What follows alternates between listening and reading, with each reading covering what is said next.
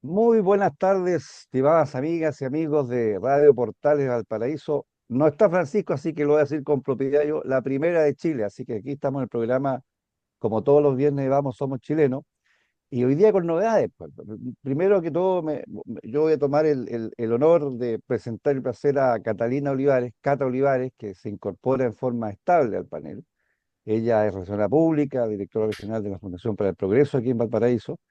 Y bueno, va a poner la nota, como yo digo, entre broma y seriedad, de mayor juventud, ya que nosotros somos un poquito menos jóvenes. Ya me retaron que yo hablara por mí mismo, pero no importa, yo hablo por mí mismo. Así que bienvenida, Catalina, al programa. Ya vamos a presentar también a nuestro invitado.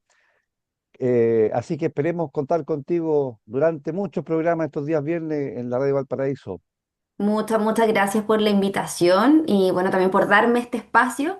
Espero poder aportar con mis comentarios, con mi conocimiento y bueno, eso, muchas gracias. Gracias a ti, Catalina. Don Daniel, pues, usted haga los honores de presentar aquí a nuestro invitado. Te paso el testimonio. Muchas gracias, Carlos. Muy buenas tardes, señores auditores de Radio Portales. Ya son las 19 horas, las horas del taco. Sabemos que esta agotadora semana ya van de vuelta al trabajo, escuchándonos, entreteniéndose. Y tal como lo hemos dicho muchas veces, nosotros solamente tratamos de informar la verdad. No nos atrae ningún puesto en el gobierno, ninguna cosa por el estilo. Solamente informar a nuestros auditores de la verdad, de cómo nosotros miramos lo que está pasando en el país. También, como lo dijo Carlos, tenemos un gran invitado, que es el vicealmirante Alberto Soto Valenzuela, que se va a presentar, digamos, a candidato como senador en las próximas elecciones. Nos acompañará, digamos, en este periodo, en este programa, para que nos cuente, digamos, respecto de sus intenciones, cómo ve el país, cuáles son sus programas, qué es lo que tiene pensado en el futuro respecto a su posible senaturía como en el Congreso. Y bueno, el almirante Valenzuela se retiró como vicealmirante hace unos años atrás, un oficial de destacada trayectoria en la Marina, obtuvo el primer lugar en la cama de guerra cuando era capitán de corbeta, y así ha tenido otros cursos más que se ha destacado. También un excelente oficial, además quiero decir que muy querido por el personal y muy querido también por el personal en que nos encontramos en retiro. Así que muy bienvenido, almirante Valenzuela. Esperamos contar, digamos, con sus opiniones, que nos explique, digamos, qué es lo que tiene pensado, digamos, cuando ya sea senador de la República por la región de Valparaíso. Bueno, Daniel, Carlos, Cata, muchas gracias por este espacio. También gracias a los auditores por escuchar lo que uno quiere que decir en esta oportunidad. Alberto Soto se presenta, oriundo de Valparaíso, que creció toda su vida en Peña Blanca. Peña Blanca y Villa Alemana no es la misma cosa, la gente que vive allá lo sabe, ¿cierto? Hay un puente que se llama Puente Negro de por medio, y que hizo toda su niñez ahí hasta los 15 años, en una escuela de la población Corby, la Sargento Aldea, y después en el Champañat, eh, con un padre, su oficial mayor de la Armada en retiro, y con cuatro hermanos más, y que a los 15 años ingresó a la Escuela Naval cuando se podía ingresar a los 15 años. Era un niño, un niño. Así que han pasado muchas cosas de esa fecha hasta ahora, y que se da esta opción. Y estoy ya no a contestar las preguntas que estimen convenientes, digamos. Lo que ustedes quieran preguntar, esta es una gran oportunidad para mí, porque además de eso soy poco conocido para la audiencia, probablemente porque yo me catalogo como la carta oculta al Partido Republicano. ¿Ah? Cuando uno tiene una partida de póker, saca un as. ¿Ah? Alberto Soto es un as. ¿Ah? Entonces, eso es la carta la oculta, y que hace 10 días atrás estaba trabajando en la empresa privada, y aquí estoy. Aquí Oye, estoy. ahora, yo creo que es una muy buena carta, es una excelente carta que indudablemente creo yo que nos va a llegar al triunfo. O sea, yo estoy convencido que eso es posible, y por eso estoy en esto. Por eso estoy en esto. Porque estoy Albert, convencido que... Alberto, voy a ir al tiro, como decía una amiga mía, dos cucharadas a la papa. Mm. Hace 2 años, si no me equivoco, dejaste el cargo en la Armada, ¿no es cierto? Y después de muchos años, ¿no es cierto?, de profesión, pasaste a retiro. Y fue bastante noticiosa tu salida, de discurso y de despedida, de agradecimiento y de cariño a la institución, pero también con algunos comentarios, en un contexto distinto, porque estábamos hablando de que estábamos, ¿no es cierto?, en otra dimensión. Pero, ¿qué crees tú que en estos años que ha pasado eso, ya sin pandemia, aparentemente sin Revolución de Octubre, como digo yo, en qué ha cambiado Chile para bien y a lo mejor no para bien también? ¿Cuál es tu análisis general de este tiempo que ha pasado desde tu salida a la institución a que te hace también estar participando en estas lides futuras? eh, en otros ámbitos totalmente distintos, que no eres el primero, hay otros almirantes también, y otro personal que ha estado y que incluso ha ocupado cargos en el Senado y en otras instituciones. Cuéntanos un poco tu visión en ese sentido. Mira, lo que pasa es que, bajo mi punto de vista, nuestro país experimentó una pérdida de foco brutal durante los últimos años, ya que bajo mi punto de vista es responsabilidad completamente del poder político, porque nos preocupamos mucho de algunas cosas y nos olvidamos de cosas muy relevantes que pasaban en el underground del país, ¿cierto? Que nuestro país se descomponía, nosotros estábamos preocupados de cambiar la constitución y haciendo plebiscitos millonarios, ¿cierto? Y en ese mismo momento el narcotráfico se nos estaba metiendo, y sabíamos que se nos estaba metiendo. Yo estaba en el norte de Chile en esos años y ya pasaban cosas increíbles que eran comentadas en la Fiscalía de Tarapacá y uno decía, pero ¿qué es esto? Digamos, esto no es Chile. Bueno, pasaban en el norte de Chile y esto se fue expandiendo hacia el sur y el día de hoy el tipo de delitos que estamos viendo están expandidos por todo el país y pasó como que no, como que el Estado no reaccionó, nunca reaccionó. Entonces ahora el día de hoy, el gran foco de todas las campañas es la seguridad. Pero en realidad la gente que estamos metidos en el problema sabíamos que este foco había que abordarlo 7 años atrás, 8 años atrás. Ahora es muy tardío. Lo otro que ha cambiado en el país, a mi juicio, para mal, para bien, esto es para bien, es que de alguna forma se ha puesto el rol que juega la violencia en la política en el puesto correcto, ¿ya? O sea, hace un tiempo atrás hubo algunas posturas que legitimaban la violencia. El día de hoy yo creo que lo más sensato, lo que la gente común entiende, es que la violencia no puede ser un método de acción política validada por la sociedad. Simplemente no. El daño que nos provocó la violencia es tan grave, es tan rotundo, nos hizo perder tanta credibilidad como país, que entre otras cosas es esta pérdida de foco, esta pérdida de definiciones básicas de comportamiento humano en una sociedad, nos quitó credibilidad como país. Y, y Sí, finalmente, eh, y finalmente impactó esta desorientación también en una crisis económica, ¿cierto? Porque la gente y los países y las personas privadas no invierten en países como el nuestro. Y los chilenos tampoco, digamos, ni los chilenos ni los extranjeros. ¿Cómo va a invertir en un país donde no se respeta el Estado de Derecho y donde se trata de votar a través de una revolución violenta? ¿y Es muy qué es grave. lo que, para dar también paso aquí a mis colegas panelistas, y qué es lo que crees tú en términos prácticos? Porque ideas siempre hay muchas y algunas que pueden ser muy bien intencionadas, pero en términos concretos, prácticos, ¿qué harías tú si tuvieras el poder para tomar medidas en este país, en la región y en este país? Porque hay que pensar que la región de Valparaíso es una de las regiones que mayor índice ha tenido en un Sí, estudio que se hizo, ¿no es cierto?, del observatorio con la UNAD, de muy crecimiento en los preocupante. delitos violentos. Entonces, Muy preocupante. concreto, Bueno, sí, ¿qué harías tú para dejar también a mis colegas mira, el testimonio? como a mí me están preguntando mi rol de senador, ¿cierto? Yo hay dos cosas que Sí, para sí. mí son obvias hace mucho rato, digamos. Hace mucho rato que el sistema procesal penal de Chile se quedó corto. Hace mucho rato, 5 años atrás, yo hablaba con los fiscales con los cuales interactuaba, les decía, ¿cómo te pueden demorar 4 años, 5 años en investigar un delito? Es que hay procesos que seguir, hay insuficiencia de la Fiscalía del Ministerio Público, hay procedimientos en el Poder Judicial que hay que seguir, y eso hay insuficiencia personal, digamos, no hay suficientes fiscales. Está sobrepasado. Una reforma al sistema procesal penal es absolutamente necesaria. Yo no digo que haya que refundarlo. Por favor, esa palabra a mí ya a esta altura me revienta un poquito, ¿ah? Urticaria. Me da un poquito de urticaria, ¿no? Pero sí hay que corregirlo, y hay que corregirlo pronto. Lo otro que hay que hacer, sin duda, ¿ya? Es otorgarle los recursos que los organismos de seguridad de este país requieren.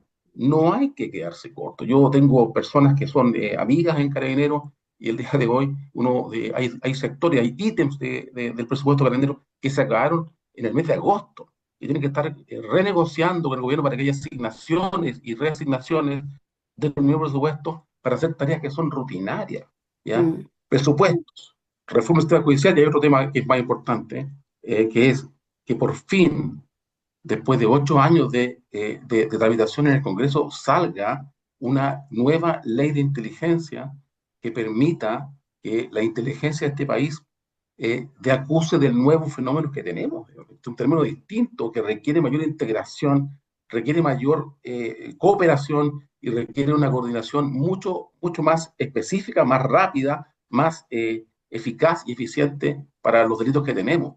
Bueno, a nivel legal, eso es fundamental ya. Y ojo, cuando hablo de presupuesto, no olvidemos que el presupuesto también es ley de presupuesto, Correcto. es ley de presupuesto. Entonces, eso a nivel legal. Bueno, y a nivel regional, mire, una de las cosas que yo he estudiado en profundidad es, y también he tenido la oportunidad de contrastar la eficacia en distintas zonas. Tiene mucho que ver con la coordinación que haya regional en todos los entes que están involucrados en lo que es seguridad. Eh, es muy sencillo esto. En algunas ocasiones, la coordinación regional depende de la voluntad de las autoridades que están a cargo y que tienen responsabilidades en temas de seguridad. Y en ocasiones, esa voluntad no existe en la medida que corresponde. Esto tiene que ser materia forzada, obligatoria, y para eso existen mecanismos que ya existen en el norte de Chile, ¿no? En el sector de Chile, por ejemplo, existe un centro de fusión de inteligencia conjunta que fue creado por decreto supremo del presidente Piñera, que también se hizo en el sur y curiosamente en el sur no funcionó con la misma eficacia, una vez más por problemas de voluntad. Bueno, esto tiene que ser normado y regulado, ¿cierto? Y cuando esto funciona, efectivamente permite que la información que se requiere fluya más rápido para enfocar los problemas de delincuencia, de crimen organizado, o sea, gestión de Estado. Hay mucho que tiene que ver con la gestión de Estado. Si usted crea un Ministerio de Seguridad y no coloca gente idónea a administrarlo, no va a funcionar. Ya tenemos indicios regionales. ¿Cuánto nos duró la Seremia de Seguridad en la quinta región? No, y no solamente en la quinta región, en Un varias. suspiro. Es mm. un suspiro, entonces es un sistema que no funciona. Y ojo, yo esto lo escribí en una página de LinkedIn que tengo hace ya varios años. Antes lo hacía para administrar y para difundir noticias institucionales, después lo utilicé cuando ya en retiro para opinar sobre temas de este tipo. Y lo dije, esto no va a andar. Bueno, ¿y cómo está? ¿En qué se nota el Ministerio de Seguridad el día de hoy? ¿Cómo no ha cambiado la vida del Ministerio de Seguridad? Es que lleva re poco tiempo. Bueno, veanlo ustedes con la paciencia que tienen, ¿cierto? Y vean si acaso es algo relevante para nuestros días o no. Y vamos a tener un año más, y si no hay gente idónea, una vez más, vamos a llegar a la misma conclusión. Correcto. Daniel, Catalina. Adelante, Eh, Cristina. ¿Yo? Sí, sí, adelante, adelante. Mira, a propósito de lo que dijiste de que estábamos preocupados de cambiar la constitución hace un par de años atrás y volviendo un poco a lo regional, efectivamente, preocupados de cambiar la constitución, avanzamos en la inseguridad y en la creciente presencia del crimen organizado en nuestras ciudades. Yo no sé si ustedes vieron el informe de la Contraloría General de la República que lanzó una alerta súper grave, que el 90% de los municipios del país no ha entregado sus planes comunales de seguridad ni tampoco cumplido con las reuniones obligatorias de sus consejos en seguridad. Entonces, para la gente que nos está escuchando, ¿qué significa esto? Que en la práctica hay comunas que están funcionando sin estrategia local para enfrentar el delito, sin diagnósticos actualizados, sin coordinación entre municipios, policías, salud, educación y organizaciones sociales. Y eso, en medio del avance del crimen organizado, es como tener una casa sin cerradura, sin alarma. Es súper grave. Y entre esas comunas que no han entregado el Plan Comunal de Seguridad, está Viña del Mar, que solamente entregó un 14% de la documentación requerida. Yo tengo entendido que Valparaíso entregó casi el 90%, pero Viña del Mar solo entregó el 14%. Y Viña del Mar, junto a otras 109 comunas, lamentablemente está calificada como urgente debido a su vulnerabilidad delictual. Entonces, por lo tanto, es grave. Y aquí me gustaría, Alberto, hacerte una pregunta. Tú conoces bien el valor de la planificación estratégica, de la disciplina y de la acción conjunta en seguridad. ¿A ti qué te dice este diagnóstico? Y en tu Mm. experiencia, ¿qué rol debiesen jugar los municipios en una política de seguridad más moderna y descentralizada? Mira, yo fui jefe de planes estratégicos del Estado Mayor Conjunto durante 3 años, ¿ya? Y tuve que abordar varias crisis ahí. Y fui jefe de planes de la Armada durante 2 años. Olvídate la cantidad de cosas que he tenido que ver en este aspecto, ¿ya? Y la verdad es que en esto existe una falta de cultura del Estado de Chile masificada para enfrentar temas de este tipo. La pregunta es si eso es arreglable. La respuesta es sí, es arreglable. ¿Es arreglable a corto plazo? No, porque la planificación y la gestión de crisis, tema en la cual a mí se me atribuye una gran capacidad, me ha ido bien cuando he enfrentado crisis, ¿ya? Es algo que requiere cultura, que requiere entrenamiento, que requiere instrucción, pero hay que partir en algún minuto, ¿ya? Hay que partir en algún minuto. Y la creación del Ministerio de Seguridad, por buscarle, yo no quiero ser destructivo en esto, por favor, no quiero ser destructivo, por buscarle una utilidad, bueno, tiene una orgánica, ¿cierto? A través de la cual se debe lograr la calificación adecuada para enfrentar una crisis de este tipo.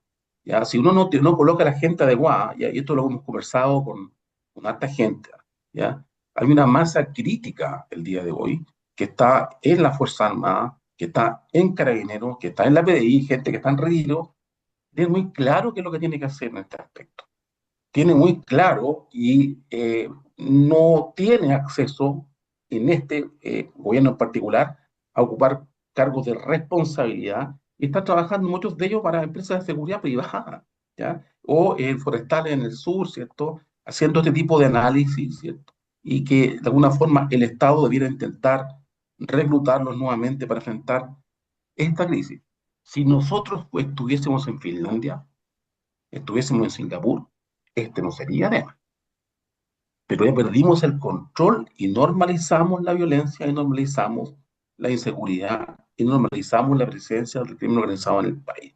La normalizamos. Pero no es normal que tú, Catalina, no puedas salir a las 7 de la tarde de la calle.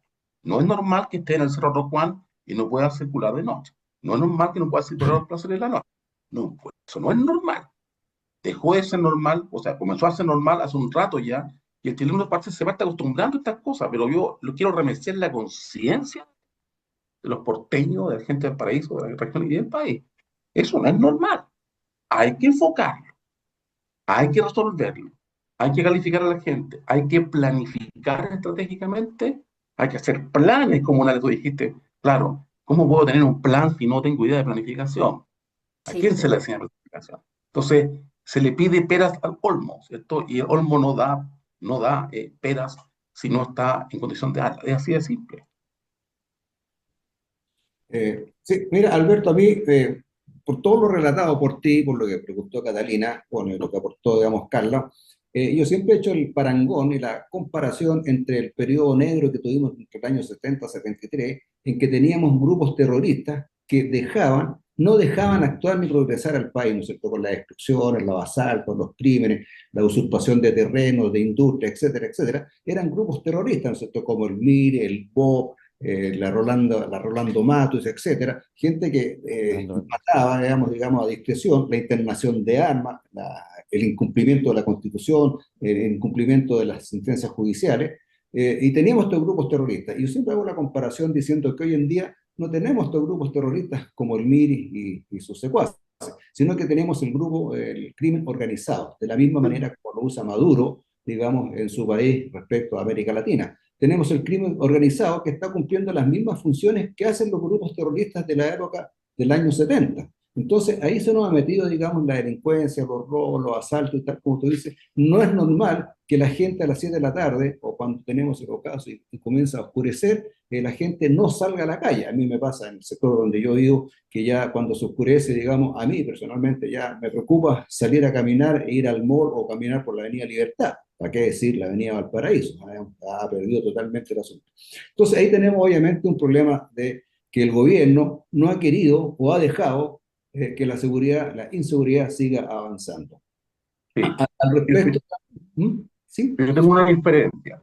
¿Ya? Tengo una diferencia respecto al tema del crimen organizado el día de hoy. El crimen organizado el día de hoy es cáncer. No es que haya grupos terroristas. El crimen organizado compra voluntades. Así es, Compra claro. voluntades. Gente que pudiese ser potencialmente muy buena puede caer bajo las garras del crimen organizado y comprando las voluntades toma el control territorial de áreas completas, ¿ya?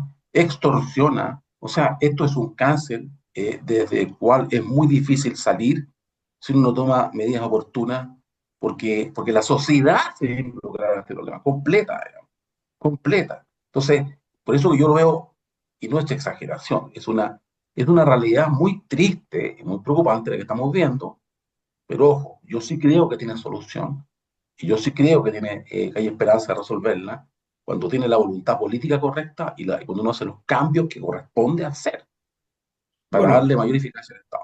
Bueno, para allá va apuntado, en realidad, tal como tú dices aquí, falta la voluntad política, porque se creó este Ministerio de Seguridad Pública y como lo hemos comentado en los programas anteriores, digamos, se creó este Ministerio Público no porque fuera necesario crearlo, sino que en mi opinión fue porque la ministra toda de la época no tuvo la capacidad ni las competencias para manejar la seguridad. Entonces, ante esa incapacidad y esa incompetencia, se crea este Ministerio de Seguridad Pública, además con el propósito de darle trabajo a los amigos. Tenemos 900 y tantas personas metidas en el Ministerio Público, que son abogados, psicólogos, profesores de educación física, anestesistas, nutricionistas, etcétera, que no tienen nada de seguridad. No hay ninguna persona que diga, mire, se contrató a tal persona especialista en seguridad, ¿no es cierto? Carabineros, de las Fuerzas Armadas, que conocen el tema de la seguridad. Pero a mí lo que me preocupa, y tenemos, digamos, esa falencia en la seguridad, que si no hay seguridad, bueno, ya escuchamos a esta señora Pizarro, digamos, del Congreso, que quiere eliminar a las Fuerzas Armadas y eliminar lo que se llama la doctrina de seguridad nacional. Indudablemente esa señora comunista no entiende nada de qué es lo que es la seguridad y qué es lo que es el desarrollo de un país. Bueno, entonces, para mí lo que me preocupa, aparte que ya estamos en un proceso inseguro viviendo, tenemos un problema en la economía, porque si la seguridad no está funcionando, la economía va decayendo, y uno lo ve aquí en la calle Quillota o San Antonio, cómo los negocios empiezan a oscurecer y empiezan a cerrar porque no quieren que los asalten. Entonces, pero a mí la base de todo este asunto está en la educación también. ¿Cómo ves tú esa parte, la educación de la gente, de la población? Porque si no partimos educando desde muy chico, vamos teniendo gente incapaz que se va corrompiendo, tal como tú lo dices, a través del narcotráfico y todos estos grupos, digamos, criminales que existen. No, es cierto lo que dices tú, Daniel, en el sentido de que cuando uno tiene una formación valórica potente, ¿cierto? Cuando uno estudia filosofía, en forma que le hace preguntarse aspectos tan sencillos de por qué existe o para qué existe, ¿cierto? Cuando uno tiene formación, y disculpen lo que hay, pero formación espiritual profunda, cuando tiene una familia uno bien constituida, bueno, la probabilidad de que uno caiga en este tipo de cosas es menor. Pero en Chile la familia está en crisis, ¿cierto? La familia está en crisis, ¿ya? Primero. Segundo, la educación está en crisis. ¿Ya? Todos vimos hace un par de días atrás un maestro, ¿cierto? Que gritoneaba a unos niños por el hecho de plantear una inquietud que no concordaba con su ideología y sin siquiera entrar a discutir si era correcto o no. Bueno, un maestro es que está estresado, es que no tiene derecho a actuar así. La pregunta es cuántos de este tipo de cosas pasan en lo oculto en la educación chilena al día de hoy. O cuánta ideología existe metida en la educación chilena. Entonces, sí, la educación está en crisis y todos sabemos por qué. Ya a esta altura de ingenuidad es una cosa que yo no tengo. Todos sabemos por qué está en crisis. ¿Ya? Todos sabemos que le sacamos los patines a la educación. Todos sabemos cómo ocurrió y cómo se ha deconstruido la sociedad, ¿cierto? Y ¿sabe qué me da un poco de esperanza a mí? Que la gente está comenzando a entenderlo. La gente está comenzando a entenderlo un poquito con desesperanza, porque evidentemente son las personas más vulnerables las que más sufren este problema en Chile.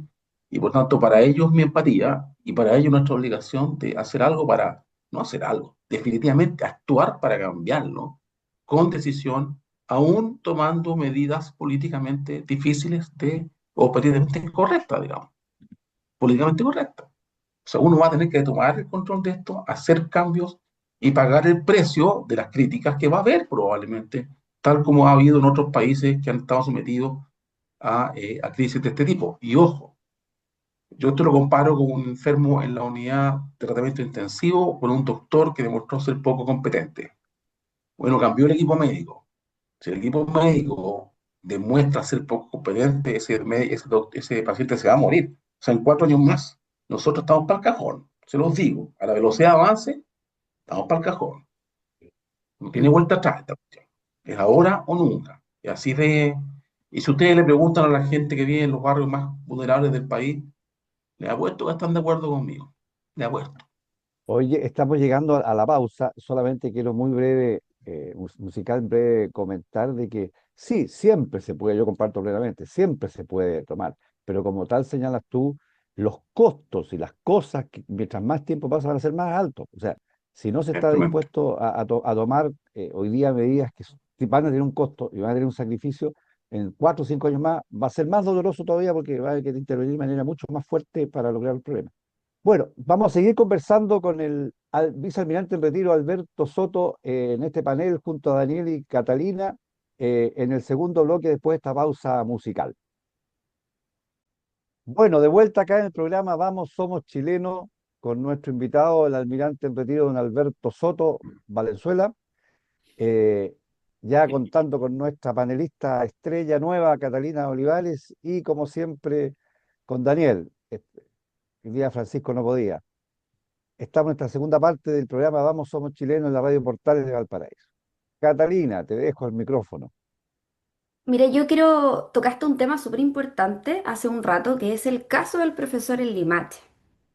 Y yo quiero volver a este caso porque más que una simple situación, una muy mala situación, fue un tema que durante esta semana ha remecido al país. ¿Y por qué digo esto? Porque se ha hablado en todos los canales de televisión, se ha hablado en redes sociales, el video se viralizó, varios videos se viralizaron en verdad.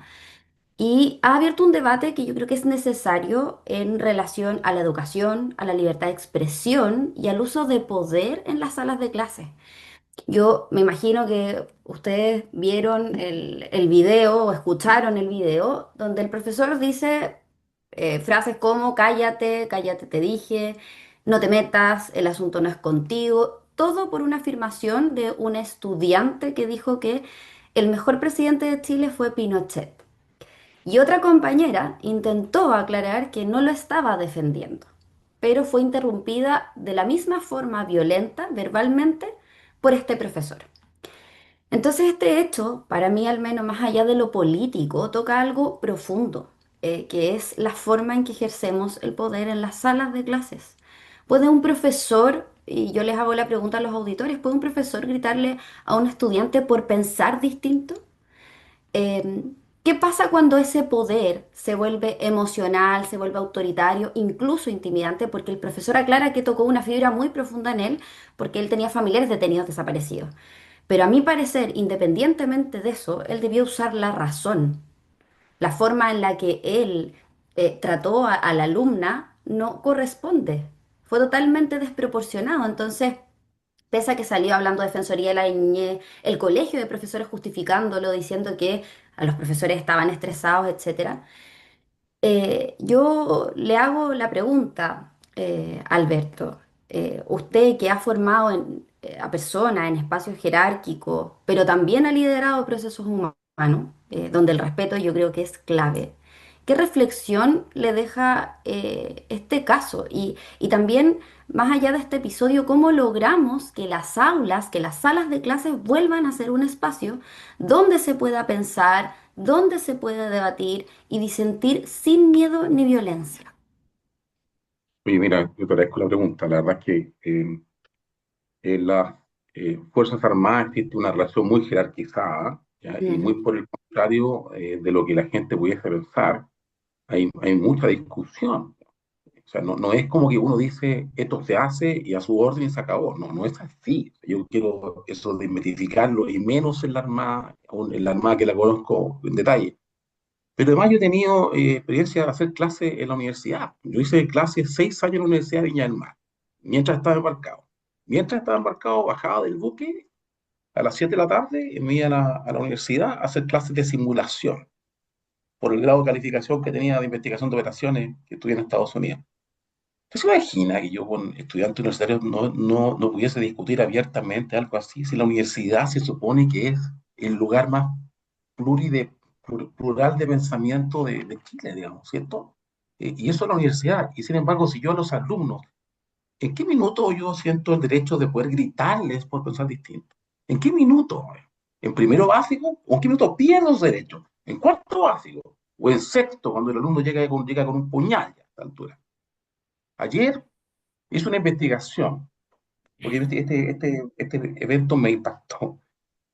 Eh, A todos. en cualquier empresa de Chile ocurre algo así y ese profesor se va por ley Carin y se separa de clase de inmediato. ¿No sabían que la ley Carin no existe en el Ministerio de Educación? En el entorno de educación, educativo, en los colegios, digamos. Si un niño se siente agobiado, tiene que hacer otro tipo de denuncia, hay otros canales distintos. Bueno, parece que no está funcionando porque mira las cosas que ocurren. Mira las Sí, cosas que ocurren. ¿Cuántas más ocurren sin que nos enteremos? ¿Cuántos niños más en indefensión sin que nos enteremos? Porque aquí resulta que hubo un niño que lo grabó, y tuvimos suerte que lo grabó pasando. Pero ¿cuánto más pasa esto sin que tengamos idea de lo que está ocurriendo? A mí me llama mucho la atención, y yo insisto, incluso, mira lo que voy a hacer, empatizando con el profesor, que está muy expresado, lo que quieran, pero él es un profesional que tiene el poder de causar mucho daño si no está formado y si no es controlado como corresponde, si no hay trazabilidad de sus actos. Entonces, que salga al colegio de profesores a defenderlo, me parece inaudito, realmente inaudito. Y eso quiere decir que tenemos un problema finalmente ideológico, es ideológico. A mí totalmente. no me sorprende, y todos sabemos por qué es así, no vamos a entrar a explicarle a la gente por qué es así, pero todos sabemos quién tiene el control del colegio de profesores también, hace mucho rato, y no, dramático, lo encuentro dramático, pero le insisto, una vez más, hay esperanza porque en este minuto, salvo el colegio de profesores, la condena fue transversal. Sí, Simplemente no tenemos ninguna intención de tolerar que alguien nos trate de esta forma. Menos en la empresa, menos en la universidad, en ningún lado. Ya no es así. Está bien, es un cambio positivo. Yo creo que es un gran cambio. Y contrario a lo que en alguna ocasión, habiendo trabajado en una empresa muy grande como director de operaciones durante 2 años y medio y con mucha gente, muchísima gente a cargo, que todos piensan distinto ahí. ¿Ya? La ley Karen ha dado una herramienta para evidenciar eh, abusos, malos tratos y gente que ejerce el poder en forma eh, irracional, injusta y poco profesional. Y está bien, así tiene que avanzar la sociedad, creo yo. ¿Sí? Así que saquemos algo limpio de esto, ¿ya? Y parece que lo que va a sacar el limpio es positivo, así que bien, bien. Mal que haya ocurrido, pero bien el efecto final. Mm. Es importante, yo creo que también mantenerla en el buen sentido. De gente que yo comparto plenamente lo que señalas, que un poco saliéndonos del tema específico, de que la gente confunde el esperar, tener esperanza, ser optimista, con no ser realista. Yo comparto plenamente, o sea, yo creo que uno debe mantener siempre el optimismo. Yo creo también que hay posibilidades de que, a ver, nunca la perfección, pero que tengamos por lo menos en algún sentido. Y en ese aspecto yo comparto plenamente el sentido común de la gente, que a veces falla, a veces que hemos pasado por momentos complejos, pero al final prima el sentido común cuando ya la gente se ve un poco apretada, un poco complicada, el sentido común prima y eso sirve mucho. Daniel, ¿tú quieres comentar algo?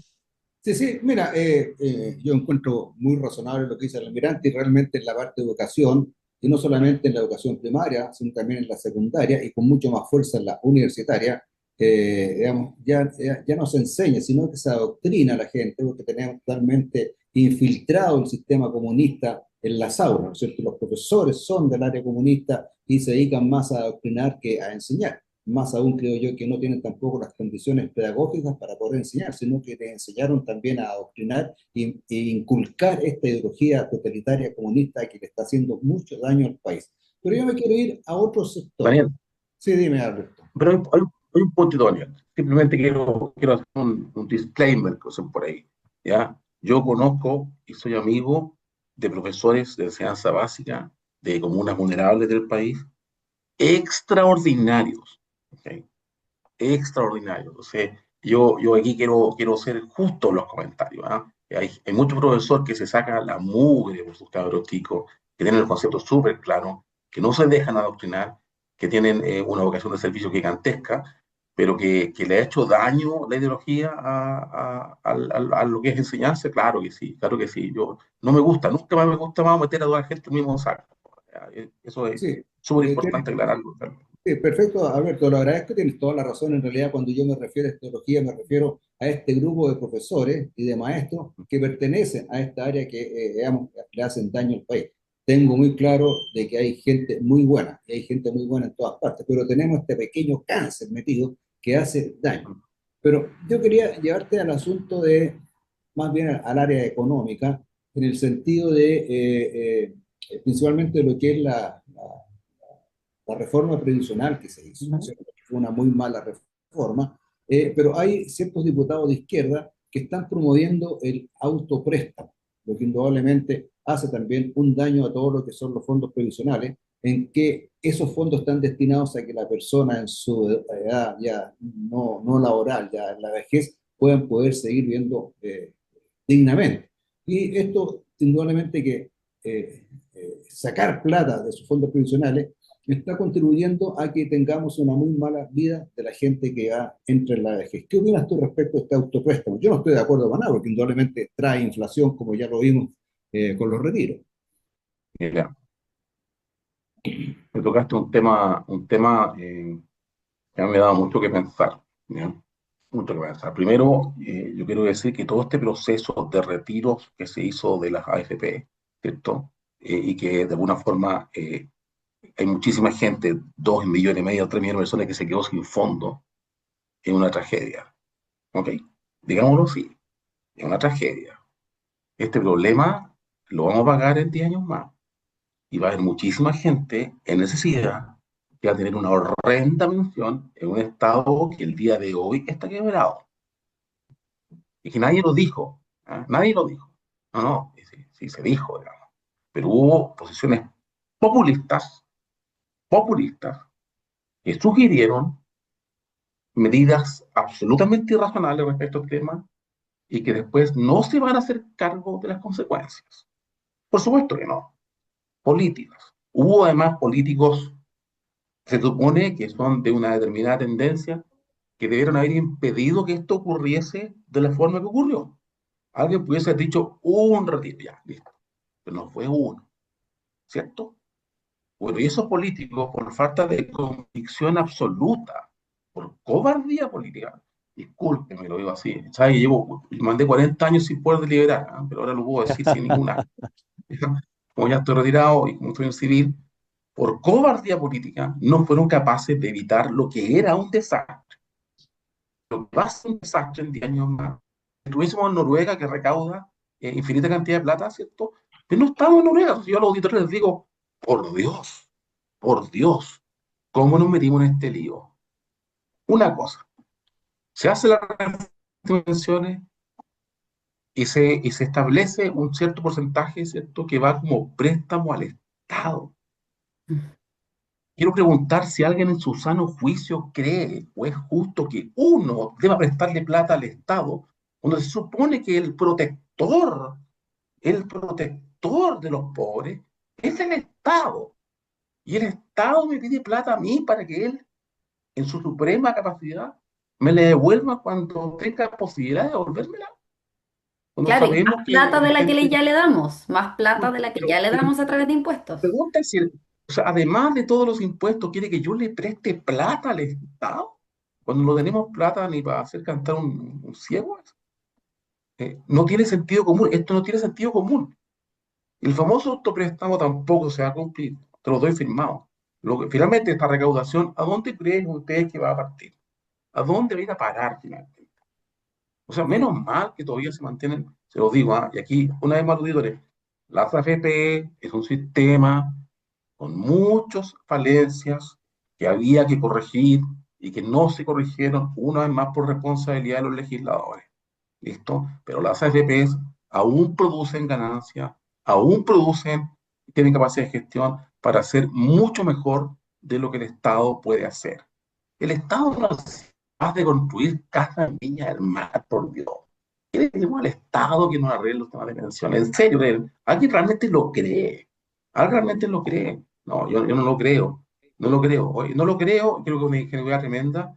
Y creo también que la gente que aprueba este tipo de reformas lo hace por populismo, por ganar votos y no metiendo criterios técnicos al respecto y por cobardía para defender lo que es correcto. Es así de simple. Por cobardía, por falta de carisma para influir adecuadamente en la gente, por no ser capaz de explicarle a la gente que esto va a ser malo en el futuro para ellos mismos. ¿Ya? Yo simplemente les digo, nuestro Estado está endeudado en un 67% del PIB, cada día recauda menos, cada día tiene menos credibilidad. ¿Hacia dónde nos creen ustedes que va esto avanzando? ¿Va a cuesta arriba o va a cuesta abajo? Eh, También en pensiones va a cuesta abajo. Bueno, Bueno, Esta es mi opinión modesta.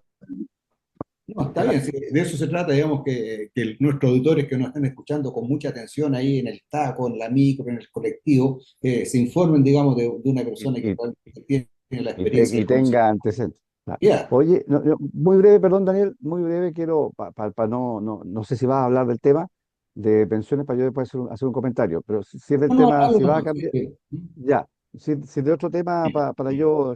Bueno, este es un tema que por sí discutible, aquí no hay dogmas de fe, obviamente. Yo comparto plenamente el concepto general que tú señalas, soy un absoluto defensor del sistema de capitalización individual, pero entendiendo que como todo sistema de este orden previsional tiene una beta social o un panel, como ¿cómo se llama? Un aspecto que hoy día no solamente está el contributivo, sino también tiene un aspecto que tiene que ser de carácter social. Yo puedo hablar en propiedad porque soy ya un pensionado del sistema de FP. Por lo tanto, gracias a Dios, a pesar de que tuve tiempos que no coticé, porque antes no era obligatorio cuando uno trabajaba de forma independiente y obviamente como buen chileno normalmente no lo hice, tengo una pensión que me permite tener por lo menos una base razonable para poder, no para vivir solo de la pensión, pero por lo menos para tener una base que me permita tener eso. Así que en ese contexto puedo opinar no solamente del análisis teórico, sino también del análisis práctico. Entonces, compartiendo el ejemplo, compartiendo absolutamente los argumentos, quiero hacer dos breves comentarios de eso. Discrepo de Alberto en un tema. Sí, hay gente que hizo por cualquier política, pero hay gente que lo hizo por estupidez política. Y ya que tú quieres decirlo así, no que sean fueras personas cobardes, por estupidez política, por intereses, ni siquiera por cobardía, no fue temor, por intereses, por tema de sacar que pensaban que era rentable políticamente, ni siquiera era un tema de cobardía o valentía, sino que era meramente el interés práctico. Y en eso yo comparto plenamente y tuve muchas discusiones con personajes que votaron a favor de, como bien dices tú, no solamente de uno, sino de todo el otro retiro. Y yo creo que ahí se cometió un gran error porque le hace un daño no solamente al país, sino que le hizo daño a mucha gente que está como en la edad de la Catalina, que está plena actividad, tiene muchos años para el poder que ver cosas como esa. Ese es el primer punto que creo que lo hace. Y el segundo comentario, yo creo que, y me siento parte, o sea, yo soy, y lo dije públicamente, entendiendo los defectos que tiene un defensor absoluto en la reforma previsional. Y no por cobardía, no por estupidez, porque creo que eso tiene defectos, entre ellos el autopréstamo, y no solamente ese, sino otras cosas más, pero que había que hacer una reforma que era necesaria y que en muchos aspectos favorece a la gente. Quiero señalar esto en el contexto que mencioné porque de alguna manera este es un programa también de opinión y uno puede tener opiniones diferentes. ¿Sí? Y lo que sí estamos dejando claro que esto aquí no hay dogmas de fe, o sea, aquí lo que diga uno, evidentemente son temas discutibles, son temas de. Lo que sí quiero señalar que con la misma decisión que tú pensaste que hay profesores que son realmente unos maestros que se sacrifican, yo creo que también, o sea, mucha gente, las que me cuento que defendimos la reforma previsional pública y privadamente, no lo hicimos por cobardía, no lo hicimos por estupidez, lo hicimos porque pensamos que dentro de este mal menor era necesario para poder hacerlo política en el país, de tal suerte que el propio autor de la reforma previsional, a quien conozco, a José Piñera, él fue absolutamente partidario también de la reforma. Es un poco para Sí, precisar más, Carlos. más que, más que Oye, otra agradezco tu forma. comentario, Carlos. Sí, agradezco tu comentario, Carlos. Lo agradezco muchísimo, ¿ya? Y la verdad es que una cosa que yo comparto contigo plenamente es que sí tiene que haber una reforma previsional. Primera cosa. Lo segundo que tiene que pensar es que el Estado sí tiene que asumir y va a tener que asumir un rol en crear pensiones dignas para la gente. O sea, yo estoy muy consciente que gente gana nada. El problema es hasta cuánto es sustentable el sistema, porque el sistema hay que hacerlo para que dure y no para que en 10 años más nos miremos las caras, ¿cierto? Y digamos, uy, se reventó el sistema, Correcto. ¿cierto? ¿Y ahora qué Sí, por hacemos? supuesto. Entonces, entonces, reforma profesional, sí. La forma, creo que no. ¿Solucionó un problema ahora? Sí. ¿Hasta cuándo es sustentable? Uy, no sé. Entonces, para mí, la mejor reforma provisional tiene que sustentarse en la capacidad del Estado de aportar. Y el Estado debe aportar, sin duda, a las personas más vulnerables. Pero para que el Estado aporte a las personas más vulnerables, tiene que ser capaz de recaudar. Y para que el Estado recaude, tiene que tener una economía creciente, pujante, boyante. Si el Estado tiene una economía estancada y el país está estancado, no hay recaudación. Si no hay recaudación, no hay fondos para nadie. Magia no se hace. Ya, pero No hay magia. vamos. Entonces, a- yo estamos en el fondo, estoy totalmente en línea contigo. ¿Me captas o no? Pero esto es Sí, más absoluto. estructural. O Sí, sea, uno no puede sí. No, planificar, sí. no puede Yo, planificar. yo, Uy, yo para darle a Daniel, yo comparto y yo sé que estamos absolutamente en línea y de acuerdo. Lo que quise un poco más que todo fue precisar, digamos, de que incluso pudiendo estar equivocado uno, las motivaciones que uno tiene en esto no corresponden a motivaciones de otro orden, es decir, simplemente pensando en el bien común. Ahora, como son hechos futuros inciertos, de repente uno se puede equivocar y cualquiera puede estar equivocado al respecto, pero era más que todo precisando ese aspecto porque yo creo que igual era Oye, la forma. Ya, Daniel, sí, ya que se nos acabando el tiempo, yo algo cortito y para darle la palabra y también a Catalina para que pregunte. Este asunto del ahorro previsional es un concepto que siempre hemos dicho aquí en la radio, yo lo he repetido muchas veces para que nuestros auditores queden conformes con el concepto. El ahorro es postergar una necesidad presente por una necesidad futura. Es decir, cuando yo ahorro, me abstengo de hacer ese gasto y ese recurso lo guardo para el futuro. Eso es el ahorro, postergar una necesidad presente por una necesidad futura. Por eso que todo estos retiros, estos autopréstamos, etcétera, es un perjuicio y un daño para este concepto de que es ahorrar para la vejez. Pero antes de pasar y darle la palabra a Catalina, o mejor, digamos, por el tiempo que se nos queda, bueno, se nos queda el tema, pero se lo voy a dar a Catalina y que quiere algo preguntarle a Alberto. No, la verdad es que yo estoy súper clara y comparto mucho la visión del tema del autopréstamo. Yo creo que hay un riesgo ahí en la jubilación futura. Se pierde un poco el foco de por qué ahorramos. En el fondo es ahorrar para la vejez. Entonces, con estos autopréstamos debilitamos un poco también nuestras pensiones y el foco es el ahorro. Y lamentablemente en Chile tenemos una muy mala educación financiera, sobre todo en la gente de mi generación y hacia abajo. Entonces, tenemos que recurrir a estos sistemas. Yo también soy una defensora del sistema de capitalización individual, pero tenemos que recurrir a este sistema donde básicamente se pueda o se obligue a la sociedad a tener que ahorrar, porque de otra forma no sé si ahorrarían tanto como pueden ahorrar en un sistema de capitalización individual. Eso. Sí, mira, yo quería, bueno, ya nos queda poco tiempo, pero el sistema político, que es otra de las inquietudes que yo tengo, ¿no es cierto? Que gracias a la señora Lili Pérez en su oportunidad se eliminó el binominal que le producía mucha estabilidad al país.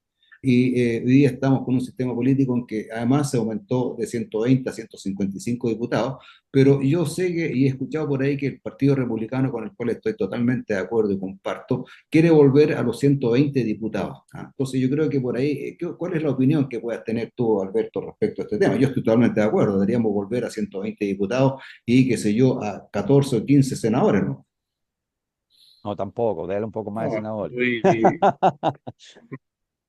no, no, no, no, no, yo estoy de acuerdo que la cantidad de diputados hay que disminuirla, ya, simplemente por un tema de efectividad y costos también. ¿No? Yo sé que hay un tema de representatividad de por medio, hay una serie de estudios, yo creo que ahí en la discusión va a ser muy útil, esa es la verdad, va a ser muy útil porque esta es una idea que hay que discutirla completamente en las instancias que correspondan y ojalá que se haga lo que finalmente implique lo que sea teóricamente mejor para el proceso legislativo, para lo que sea mejor para el proceso legislativo, para hacerlo más eficiente y más efectivo, digamos. Esa es la verdad. Entonces, no tengo una posición de decirte no, que sean 115, que sean 120. No, hay que discutirlo, esto está en pañales, pero la impresión que hay es que son muchos, es que son demasiados.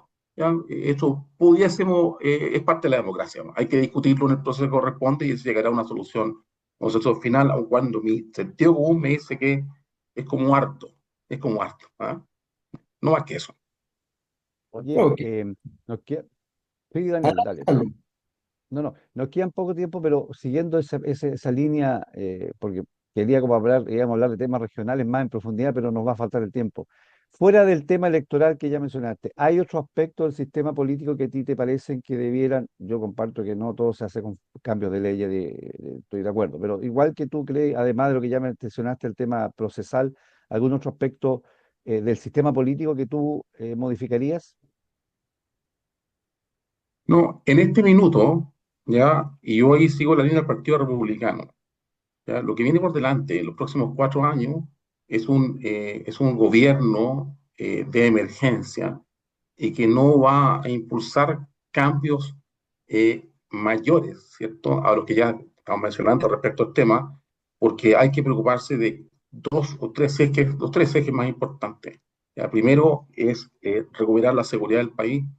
Segundo es controlar la inmigración. Ojo con eso. Tenemos un temor y este temor no es de ahora, es de años atrás de descontrol. ¿Ya? Y tercero, eh, recuperar la capacidad de crecer. ¿Ya? Recuperar la capacidad de crecer.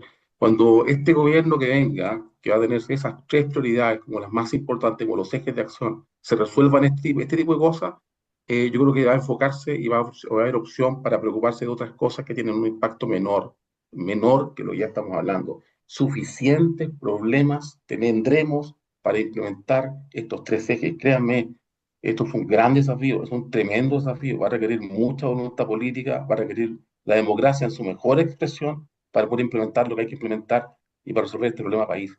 En ese sentido, yo creo que José Antonio Caz no se está equivocando, se está dando cuenta de cuáles son los problemas que realmente le preocupan a la gente, que es la inmigración en sus consecuencias, la delincuencia y sus consecuencias, y sobre todo nuestro crecimiento económico estancado, que nos afecta a todos, directamente a todos. ¿Mm? Perfecto. Bueno, estamos llegando a nuestro principal aquí, el malo de la película del tiempo. Así que quiero agradecer, Alberto, esta entretenida, simpática y agradable conversación de estos temas que son del país. A Catalina, siempre, y nos estamos encontrando en un próximo programa el próximo viernes. Muchas gracias y hasta luego. No, Gracias, Alberto. Muchas gracias, que estén No, bien. gracias, no, Carlos, Daniel, y gracias, Carlos, por tu opinión honesta, franca. Me encanta que sea así, así tiene que funcionar. ¿Eh? Gracias a muchas ti. gracias, Alberto. Nos Nos estamos estaremos viendo. viendo quizá en un próximo programa. Y en nuestro Bien. auditorio tuvimos a don Alberto Soto Valenzuela, futuro candidato a senador por nuestra región.